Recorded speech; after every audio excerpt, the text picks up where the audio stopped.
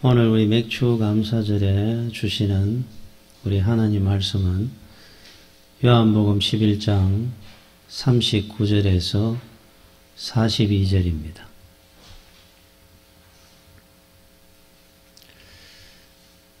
예수께서 이르시되 돌을 옮겨 놓으라 하시니 그 죽은 자의 누이 마르다가 이르되 주여 죽은 지가 나흘이 되었으매 벌써 냄새가 나나이다.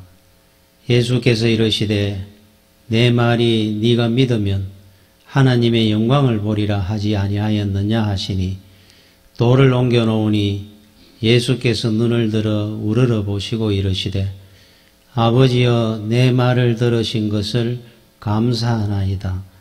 항상 내 말을 들으시는 줄을 내가 알았나이다. 그러나 이 말씀 하옵는 것은 둘러선 무리를 위함이니 곧 아버지께서 나를 보내신 것을 그들로 믿게 하려 함이니이다. 아멘. 맥주 감사 주일입니다. 우리 하나님 은혜에 감사하는 우리 어버이 주일처럼 감사하는 절기입니다. 우리가 매일매일 하나님 앞에 감사할 것밖에 없습니다. 무엇으로도 다 표현이 안 될 만큼 감사할 것밖에 없는데도 가만히 이렇게 돌아서 생각해 보면은 감사보다 원망하고 불평할 때가 더 많았는 것 같아요. 우리 입에 감사합니다라는 표현을 잘 못하고 사는 것 같습니다. 이제 오래전이죠. 몇 년 전에 삼성 라이온즈 그 야구단 코리안 시리즈 우승했을 때 그때 야구장 벽에 삼성 라이온즈 팬 일동 해가지고 현수막이 붙어 있었습니다.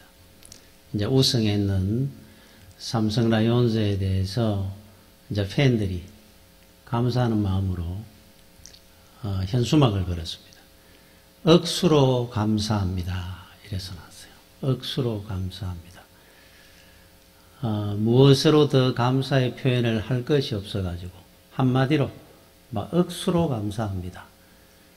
그런데 그 다음에부터 성적이 떨어졌습니다. 한 1, 2년 있으니까 팀 해체해라, 매각해라, 막 불만이 터져나오기 시작을 했어요. 그러니까 1, 2년을 못 기다리는 겁니다. 그렇게 잘하다가도 억수로 감사합니다. 그러다가 이제 막 욕을 하는 겁니다. 꼭 우리 모습 같아요. 또 이스라엘 백성들 같습니다. 만 가지 은혜를 받고 참 늘 감사합니다. 이런 마음을 가지고 살아도 뭐 하는데 어쩌다가 하나 내 뜻대로 안 되면은 원망하고 불평합니다. 버나드 쇼라는 분이 이런 말을 했어요. 우리 인생에는 두 가지 비극이 있다는 겁니다. 첫 번째는 내 소원대로 안 되는 데 대한 불만. 그건 좀 이해가 됩니다. 우리 내 원대로 안 되다 보니까 거기에 대한 불만이 나는 왜 이럴까 이런 생각도 들고, 두 번째 내 소원대로 되었을 때의 불안함. 이 두 가지 비극이라 그래요. 이 두 번째를 이리 한번 생각해 보십시오. 내 소원대로 됐다. 자, 여러분들 한 사람 한 사람 소원이 있습니다. 그 소원이 끝이 있을 것 같습니까? 내가 이만한 걸 이루었으면 좋겠다. 그러면 그 정도가 이루어지면은 감사할 것이다. 사람은 끝이 없습니다. 욕심이. 또 불만할 겁니다. 또 그러면은 그렇게 많은 걸 이루어지고 나면은 자기 관리를 자기가 할 수 있겠습니까? 못합니다. 로또만 돼도 제대로 사는 사람이 없다는데. 그러니까 내 소원대로 됐을 때의 그 불안함, 내 소원대로 안 됐을 때의 불만, 이 두 가지 비극이라고 합니다. 그러니까 우리는 감사가 없는 겁니다. 그 이스라엘 백성들이 430년간 애굽에서 노예 생활을 했습니다. 우리나라는 일제 36년인데 10배는 되었습니다. 그 길이가. 그 당시에 노예라고 하는 것은 짐승만도 못합니다. 나도 노예로 살고 우리 부모도 노예로 살았고 앞으로 내 자식들도 노예로 살아야 됩니다. 그게 삶이겠습니까? 근데 하나님께서 그들에게 자유를 주셨어요. 그것도 그냥 나오느라 그래가 나온 게 아니고 바로왕 앞에서 10가지 재앙이 참 엄청난 기적을 봤습니다. 그리고 그들은 찬양하며 충만한 은혜 가운데 빠져나옵니다.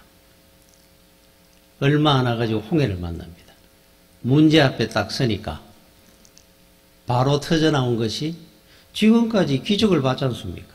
많은 은혜를 충만하게 입었는데 하나님께서 또 어떻게 하실란가 기대감을 가져도 뭐 할 건데 애굽에 공동묘지가 없어가 우리를 수장시키려고 여기 데리고 나왔느냐 부태해가지고 난리가 납니다. 우리 같으면은 자유인으로 하루를 살다가 죽어도 차라리 그렇게 살다 죽는 게 안 낫겠느냐 할 것 같은데 노예로 사느니 자 하나님께서 홍해를 가릅니다. 지나가게 해주었어요. 야 그때 그 간격이 얼마나 컸겠습니까? 내 평생에 하나님 앞에 이제는 찬양하고 살 것이다. 그랬을 것 같은데 2주일이 한 겁니다. 목이 마르다 물이 없다 또 원망합니다. 그 이스라엘 백성들이었어요. 그러니까 우리가 감사나 원망이나 이 차이가 뭐냐면 첫째 신앙입니다. 누구를 보느냐 무엇을 보느냐 해석이 다릅니다. 홍해를 보느냐 하나님을 보느냐. 그래서 제가 늘 말씀을 드리는 것이 성도는 시선을 고정하고 살아야 돼요. 세상에 문제들이 많습니다. 살다 보면 이런 일 저런 일 그 일들 보지 말고 그 너머에 있는 하나님 앞에 우리 인생에 여러분이 눈에 시선을 고정하고 살면 됩니다. 늘 문제는 막 여러 가지가 있는데 하나님은 한 분이시니까 하나님만 바라보면은 해석이 달라질 겁니다. 시선 고정입니다. 두 번째 인격입니다.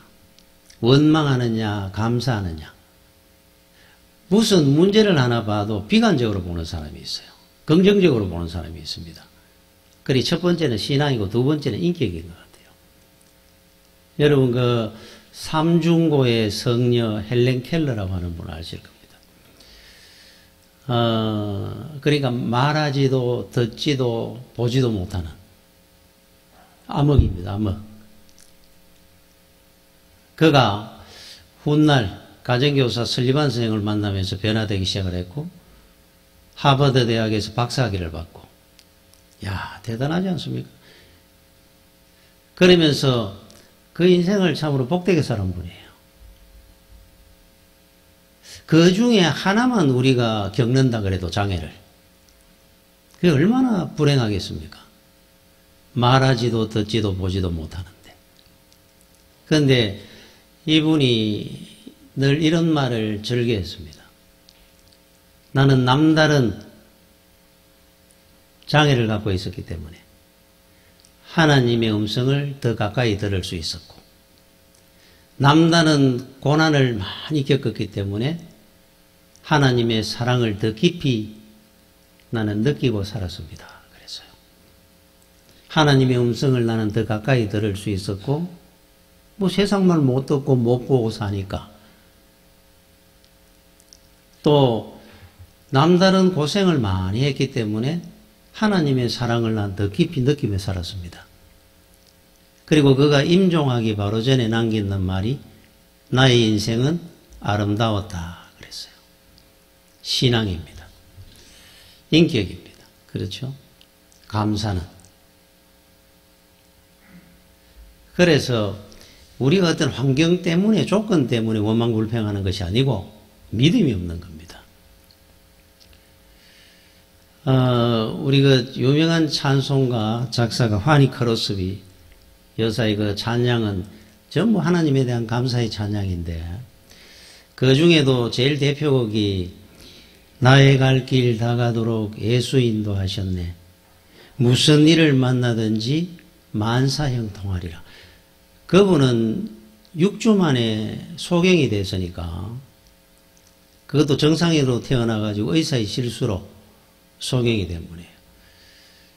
그러니까 세상은 아무도 못 본 겁니다. 근데 뭐가 만사형통하겠습니까?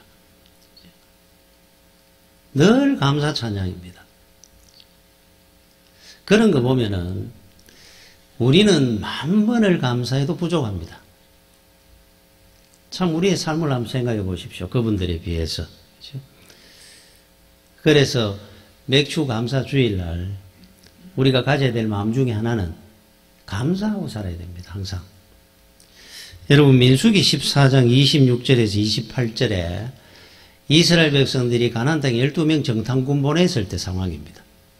자, 12명의 정탐군 각 지파에 한 명씩 갔다 와가지고 보고를 하는데 10명은 우리는 저기 가면 죽습니다. 우리는 메뚜기 갔습니다.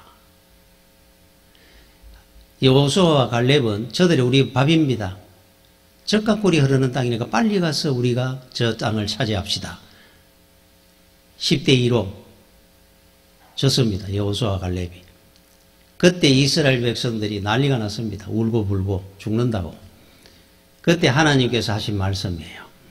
여호와께서 모세와 아론에게 말씀하여 이르시되 나를 원망하는 이 악한 회중에게 내가 어느 때까지 참으랴. 이스라엘 자손이 나를 향하여 원망하는 바 그 원망하는 말을 내가 들었노라. 그들에게 이르기를 여호와의 말씀에 중요한 말씀에 나눠요. 내 삶을 두고 맹세하노라. 하나님의 삶을 두고 맹세하노라. 우리는 보통 이런 사람들이 내 인생을 걸고 할게 이래 표현하잖아요. 하나님께서 그 표현을 쓴 겁니다. 내 전부 다 걸을게 여기에.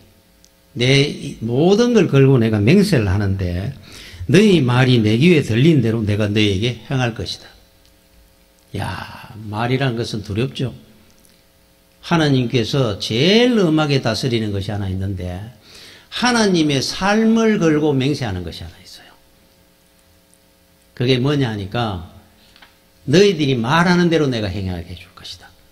다 죽습니다. 이때 20세 이하 그 사람들만 가나안 땅에 가고 이때 이 말했던 20세 이상은 다 죽었어요. 하나님의 삶을 두고 맹세한다 그러니까 말이라는 건 굉장히 중요하죠. 그래서 말은 천국과 지옥의 문이고 행복과 불행의 씨앗이라 그럽니다. 말은 굉장히 중요합니다. 여러분 효자는 부모님을 존경하는 겁니다.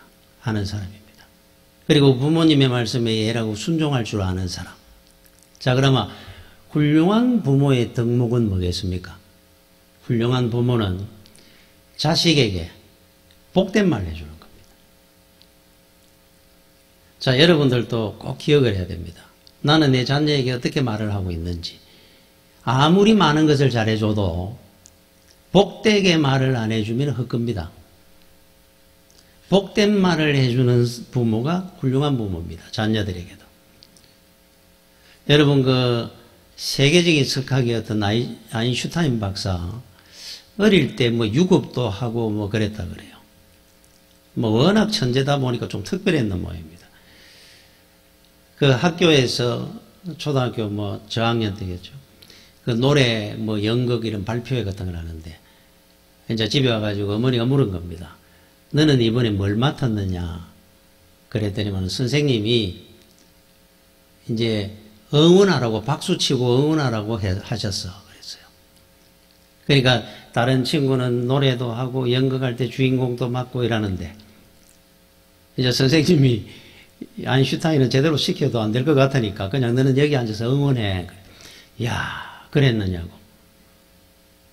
아, 너는 왜 응원하라고 그래? 이렇게 이야기한 것이 아니고 그 어머니가 선생님이 너를 사랑하셔가지고 제일 좋은 역할을 나한테 맡겨줬구나. 남을 위해서 칭찬하고 박수 쳐주는 역할이 세상에 제일 귀하고 좋은 역할이다. 그거 열심히 잘해야 돼. 예, 알았어요. 늘 긍정적으로 이야기해 주는 겁니다. 가정통신분에 얘는 공부를 아무리 열심히 해도 성공할 가능성이 없음 그러고 하더랍니다. 그 어머니는 아인슈타인을 보면서 한 번도 걱정해 본 적이 없습니다. 늘 이렇게 이야기를 합니다. 네가 남들하고 똑같이 살면은 너는 꼴등이다. 그러나 다르게 살려고 하면 너는 1등이 될 것이다. 기대를 하는 겁니다. 아이한테. 훌륭한 부모입니다. 그래서 성공한 사람들이 그 이야기를 하는데 들어보면은 부모님에 대한 이야기를 할 때 그 부모님이 다른 사람들은 자기를 인정 안 할 때 자기를 인정해주고 늘 칭찬해주고 믿어준 것에 대한 감사하는 분들이 많아요. 이 복되게 말을 해주는 겁니다. 그러니까 여러분들도 살아가면서 오늘 우리 하나님 주신 말씀처럼 말을 복되게 해야 되고 자식한테도 마찬가지입니다. 여러분 그 이중섭 미술상에 그때 그 옛날에 이제 신문 그 특집에 났는데 김을 작가라는 분이 있습니다. 화가 김을 화가라는 분이 있는데 이분이 이제 이중섭 그 상을 받았는 분이에요. 이분이 그 자기 이야기 그 선안 중에 1997년도 경기도 광주에 자기 작업실이 있는데 그러니까 수십 년간 그린 그림들 몇백 점이 이제 거기 있는 겁니다. 이제 그러면서 또 개인전도 하고 이래 하면서 쫙 화재 사고가 난 거예요. 불이 난 겁니다. 다 타버린 거예요. 한 점도 안 남기고. 수십 년간 정말로 막 심혈을 기울여 가지고 그린 그림들이 다 날아가 버린 거예요. 그 낙심이 얼마나 크겠습니까? 그런데 그런 마음이 그 순간에 안 들더라 그래요. 어느 한편에 이런 생각이 들더랍니다. 그래, 잘 됐다.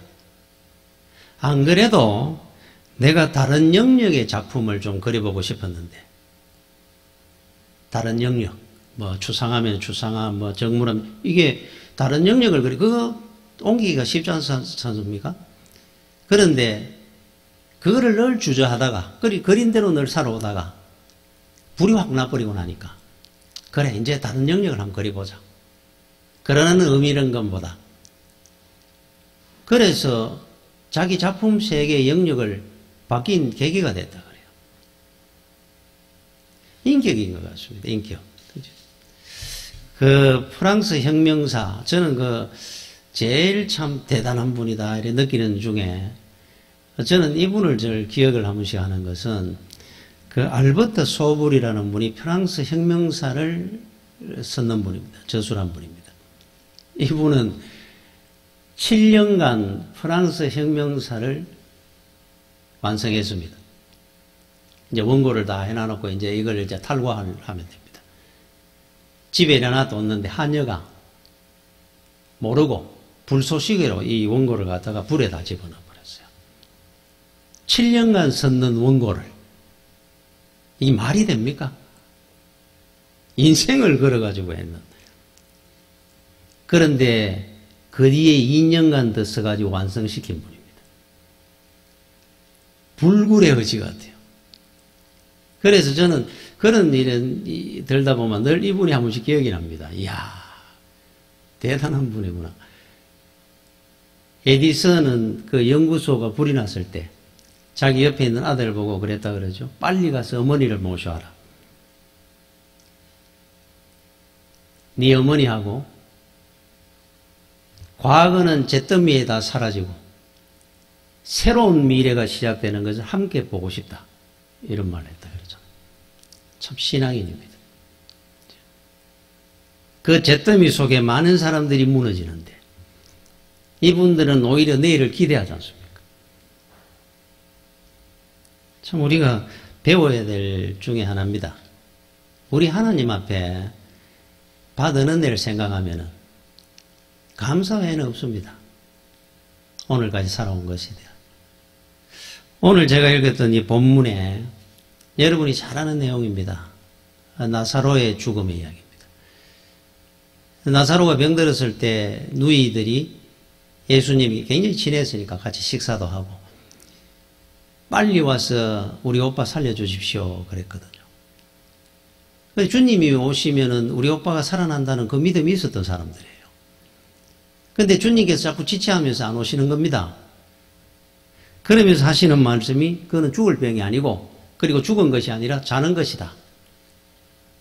그런데 37절에 요한복음 11장 37절에 그 중에 어떤 이는 말하되 맹인의 눈을 뜨게 한 이 사람이 그 사람은 죽지 않게 할 수 없었더냐 하더라. 능력의 한계라 이렇게 비난하는 겁니다.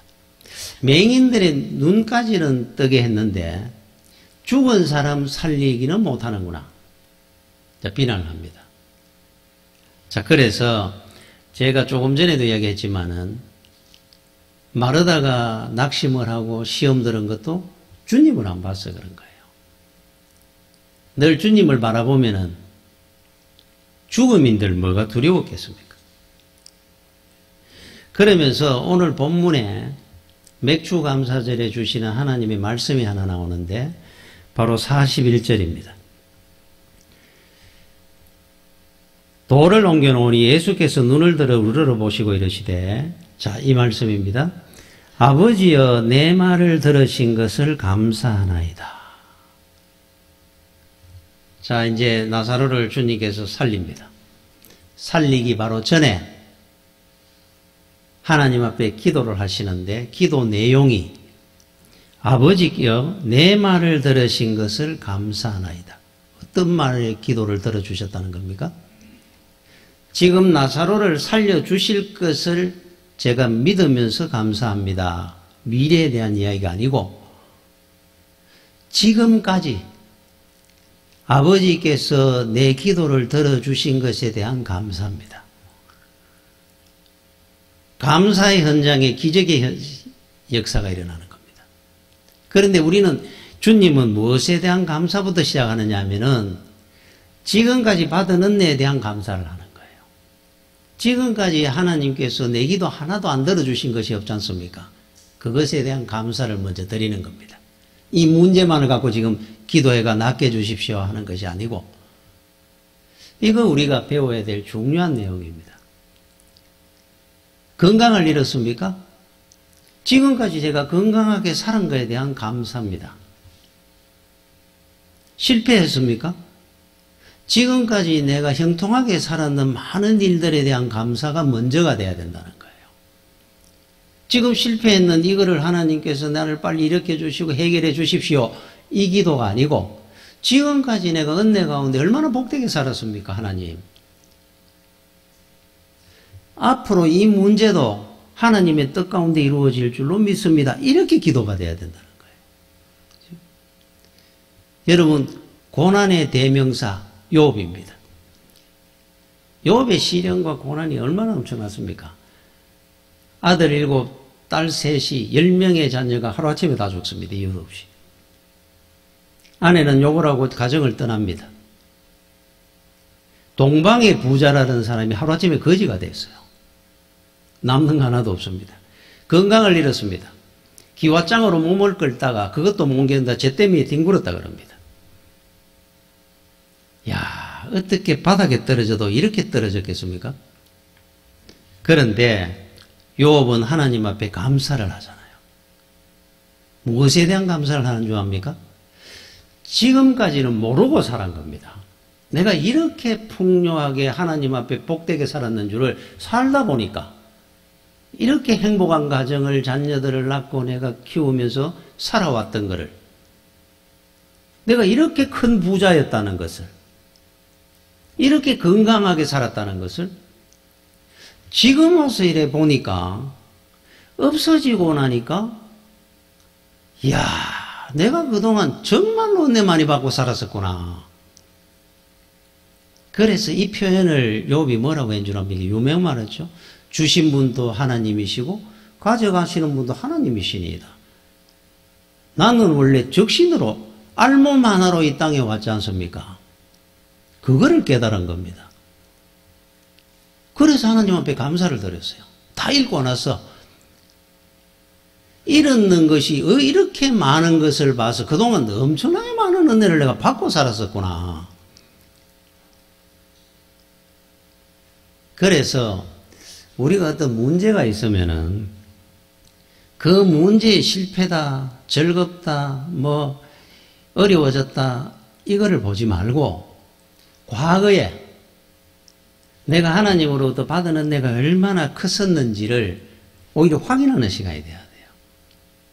그러면 평소에도 이 마음을 갖고 사는 겁니다. 이런 말이 있죠. 행복하고 싶었던 그 시절이 가장 행복했던 시기다. 이래요. 행복이라는 걸 모르고 삽니다. 그냥 막연하게. 나도 이렇게 행복하게 한번 살아봐야지. 그 사람 제일 행복할 때입니다. 그때가. 몰라서 그래요. 괴테는 이런 감사를 한다 그랬죠. 사람은 좋을 때는 감사할 줄을 모른다. 만약에 어떤 사람이 지금 감사하고 있다면은 그 사람이 인생에 가장 어려울 때일 것이다. 그런 말을 했어요. 어려우면서 참 내가 오히려 참 감사한 일이 많았었구나. 그거를 알게 된다는 겁니다. 여러분들 중에 혹 지금 나도 좀 이래 행복하게 이런 것도 해결되고 저런 것도 해결돼서 뭐 좋겠습니다. 여러분 지금이 제일 행복할 때입니다. 그래서 그런 말 하는 거예요. 혹시 난 참 인생이 너무 감사하다. 오히려 그분은 인생에 가장 어려울 때 그거를 깨닫습니다. 그러니까 우리는 평소에 감사하고 살아야 되는데 그렇지 못할 때가 많습니다. 교만이죠. 교만. 욕심이고. 여러분 사무엘상 7장 12절에 사무엘이 돌을 취하여 미스바와 센 사이에 세워 이르되 여호와께서 여기까지 우리를 도우셨다 하고 그 이름을 에베네셀이라 하니라. 에베네셀. 여호와께서 여기까지 우리를 도우셨도다. 그 이스라엘 백성들이 우상을 숭배했습니다. 바알과 아스다롯이라고 하는 우상을 사무엘 선지자가 질타를 하면서 그 신상들 우상을 다 타파합니다. 다 제거하고 미스바에 다 모여라 그랬어요. 그리고 이스라엘 백성들을 모아놔 놓고 하나님 앞에 회개 기도가 시작됩니다. 그때 블레셋이 기습 공격을 해옵니다. 여러분 꼭 은혜를 받으려고 그러면 마귀가 기습 공격합니다. 문제를 일으킵니다. 여러분 회개 못하도록 은혜 못 받도록 방해를 하죠. 그런데 하나님께서 우레를 발해가지고 그들을 다 전멸시켜 줍니다. 회개의 역사가 일어나는 곳에. 그래서 참 이런 그 내용을 이래 보다 보면은 그런 생각이 듭니다. 여러분 우리는 문제가 있으면은 이 문제는 요렇게 해결하고 저 문제는 저렇게 해결하고 그 답을 그렇게 맙니다. 하나님께서는 무기가 굉장히 많습니다. 우레도 있고 벼락도 있고 벌떼도 있고 뭐 헛것이 보이게 해가 자기들끼리 서로 찔러가 죽이기도 하기도 하시고 무기가 많아요. 하나님은. 그러니까 무기는 내가 결정하면 안 됩니다.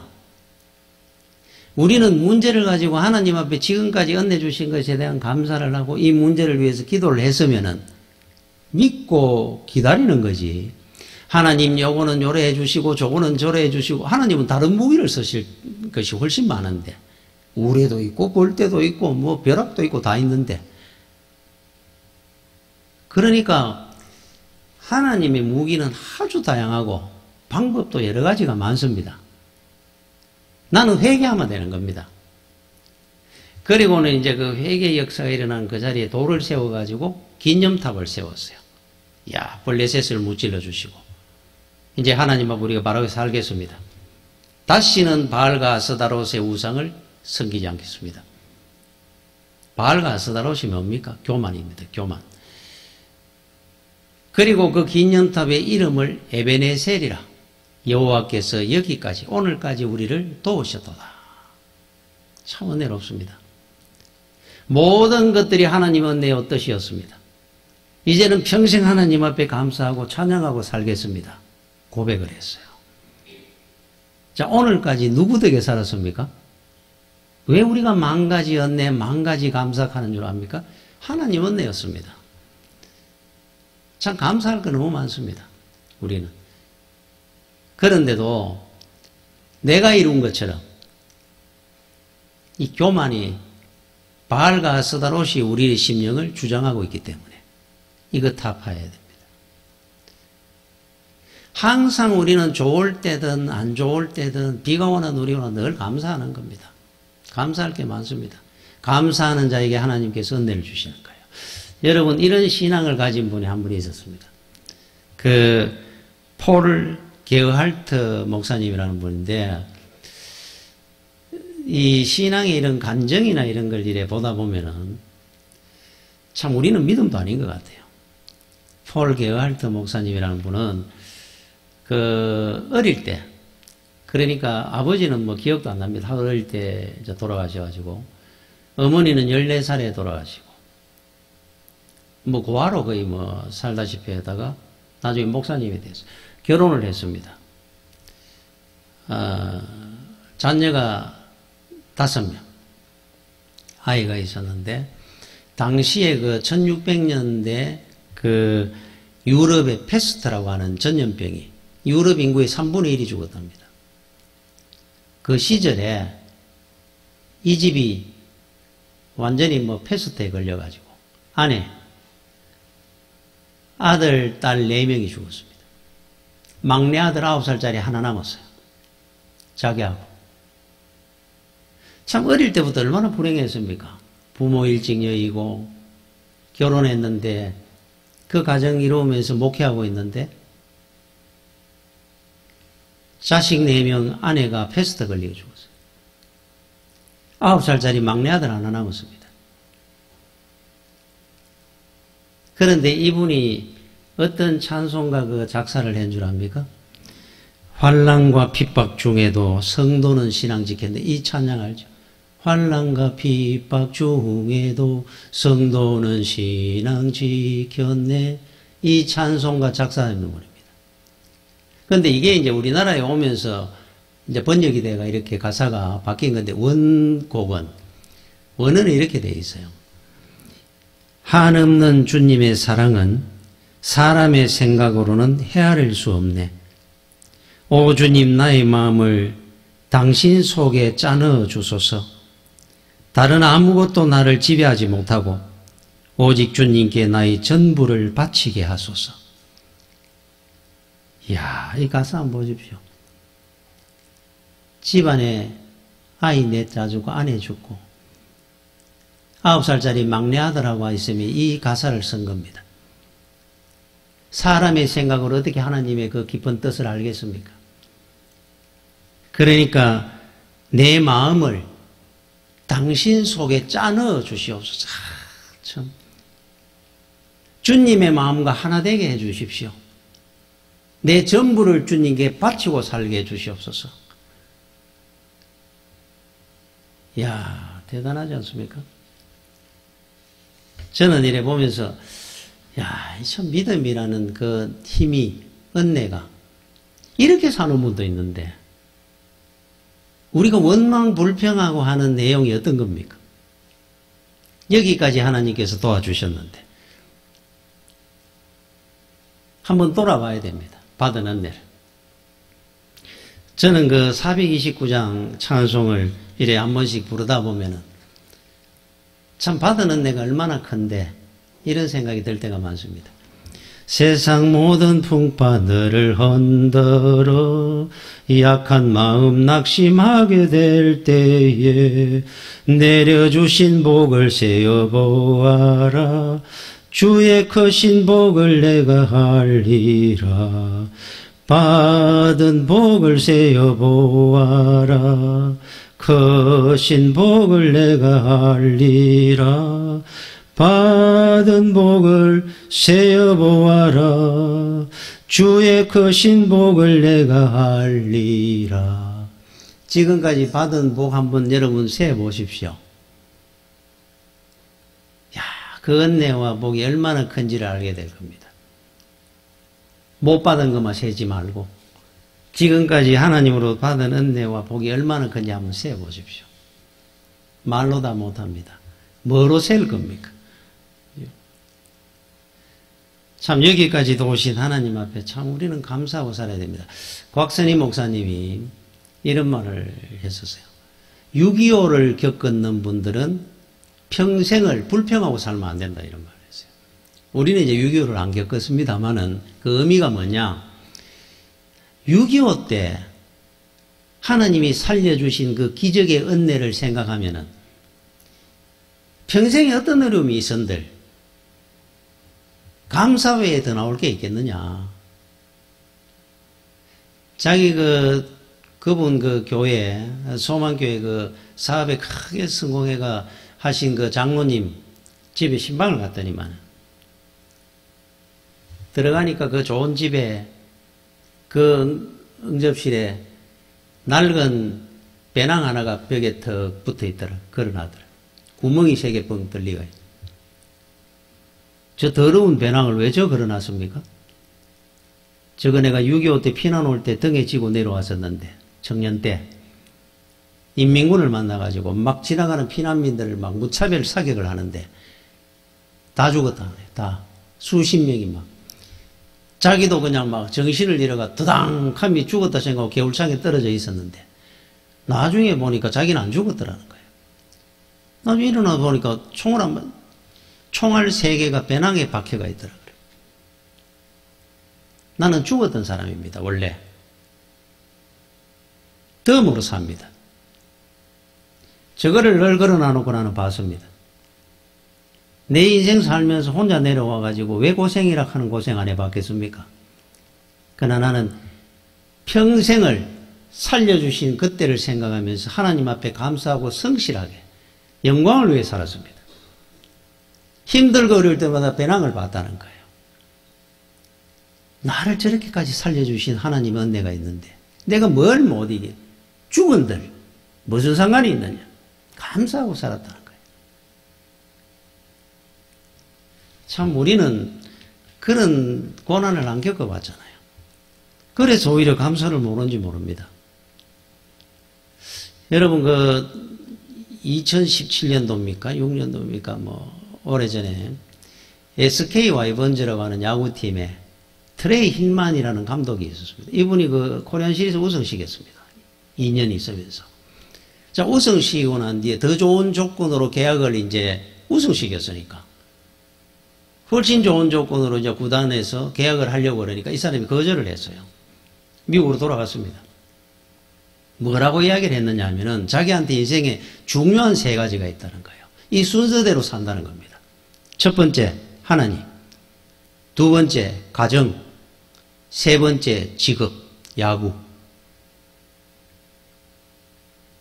자기가 여기 와서 있어 보니까 신앙생활 하기가 직업에 막 감독하느라고 첫 번째 하나님을 선택해야 되고 두 번째 가정으로 돌아가고 싶다는 거예요. 세 번째 직업이니까 그럼 중요한 순서대로 자기는 결정한다는 겁니다. 포기하고 갔습니다. 미국으로. 멋진 분입니다. 이분이 그 인터뷰를 할 때도 늘 감사라는 표현을 굉장히 많이 썼어요. 트레이 힐만이라는 분. 여러분들도 이 순서대로 살아야 됩니다. 하나님, 가정, 직업 하는 일입니다. 하나님 우선순위 1번입니다. 그러면 여러분 입술에 감사가 끊이지 않을 겁니다. 은혜가 넘칠 겁니다. 우리는 이 순서를 자꾸 바꾸려고 합니다. 여러분 종합병동이라는 그 별명을 가졌던 빙점이라는 그 책을 썼던 미우라 야코 여사가 이런 말을 해서 기도문을 지었습니다. 이 기도문을 제가 한번 읽어보겠습니다. 이게 참 주는 의미가 있는 것 같아요. 하나님, 제가 은혜에 익숙하지 않도록 도와주십시오. 은혜에 익숙하지 않도록. 하나님의 은혜에 익숙해지다 보면 감사가 사라집니다. 은혜로 살지 못합니다. 어느덧 중심에 제 모습을 발견합니다. 그래서 저는 끊임없이 기도합니다. 하나님의 은혜에 익숙하지 않도록 도와주십시오. 여러분, 감사할 제목이 없는 게 아니고 은혜 못 받은 것이 아니라 은혜에 익숙해진 거 아닙니까? 그래서 감사할 줄은 모르고 원망불평하는 거 아닙니까? 은혜에 너무 익숙해져가지고 늘 은혜만 받아봤으니까. 그래서 미우라 야코 여사는 은혜에 익숙하지 않게 해달라고 기도를 하는 겁니다. 덜 감사할 게 얼마나 많습니까? 여러분, 우리 생각은 말이라는 건 원자재입니다. 원자재. 자재가 좋아야 좋은 제품을 만들 거 아니에요. 그런데 원자재가 아무리 좋아도 자본이 있어야 이걸 가지고 재료를 해가지고 제품을 만들 거 아니에요. 어느 큰 기업이나 이런 데서. 내가 아무리 원자재를 좋은 걸 갖고 있은들 이걸 가지고 뭐를 만들어내겠습니까? 자, 원자재는 우리 생각입니다. 감사하는 마음입니다. 자본은 누가 대주는 겁니까? 하나님이 해주시는 거예요. 여러분들이 원자재만 잘 갖고 있으면은 하나님께서 여러분들을 얼마든지 귀하게 쓸 수 있어요. 자재가 잘못되어 있으면은 못 씁니다. 쓰레기입니다. 여러분 그 이야기 안 하고 1906년도니까 조선시대 우리나라 여성 최초로 스웨덴에 유학 간 분이 있어요. 최영숙이라는 분입니다. 야, 그 당시에 공부도 못하던 시절에 스웨덴까지 또 유학을 간 겁니다. 이분이 그 경제학사가 돼가 대학을 졸업하고 한국에 들어올 때 우리나라 그 미개한 사회니까 자기는 세 가지 목표를 갖고 돌아. 첫째, 신문 기자를 하느냐, 교사를 하느냐, 그 다음에 이제 뭐 외국어 강사를 하느냐. 뭐래도 자기는 이제 할 거니까. 공부한 사람이 없으니까. 외국을. 근데 막상 한국에 오니까 여자라는 것 때문에 아무것도 못하게 된 거예요. 아무것도 못했습니다. 생활고에 쪼달리다가 서대문 앞에서 배추, 콩나물 그 노전하다가 죽었는 분이 있어요. 야, 저는 그 신문에 보고 제가 이런 인생도 있나? 그 시절에 스웨덴 유학까지 갔던 최초의 한국 여성이 여자라는 이유 때문에 아무데도 취직도 못하고 배가 고파가지고 노전에 콩나물 팔았다는 거예요. 그러다가 죽었어요. 제가 그거를 이래 보다가 보니 그런 생각이 듭니다. 저 같은 사람들이 견뎌받고 잘 사는데 그렇게 대단한 사람도 그렇게 귀한 재료인데 자본이 없으니까 안 되는구나. 하나님의 은혜가 아니까 아무것도 아닌 인생으로 살다가 그렇게 가는구나. 너무너무 불쌍하고 안 됐습니다. 그래서 저는 주변에 어떤 사람을 보면 사람 참 괜찮은데 혹 어려운 분들이 있어요. 그럴 때마다 제 마음에 딱 하나 드는 것이 있습니다. 예수 믿으면 되는데 저 사람. 하나님께서 뒤에서 밀어주기만 하면 세상이 귀한 사람이 될 건데. 우리는 하나님이 밀어주신 인생이잖아요. 그래서 이렇게 복되게 살고 있지 않습니까? 아무것도 아닌데도. 그렇게 귀한 분들도 안 풀리는 사람이 얼마나 많은데. 자, 우리는 하나님 앞에 감사해야 됩니다. 그 중에서도 오늘 우리 주님의 말씀 기도처럼 지금까지 나의 기도를 들어주신 하나님께 감사합니다. 이 감사 기도 제목이 여러분의 기도 제목이 되시기를 축원합니다. 기도하겠습니다. 주여 은혜를 감사를 드립니다. 정말로 우리 하나님 앞에 받은 은혜가 10,000가지나 되는데도 감사하지 못하고 사는 참 우리의 모습을 다시 한번 회개하기를 원합니다. 주여 여기까지 나를 도와주시고 이루게 해주신 은혜 평생에 감사하고 영광 돌리며 살게 하여 주옵소서.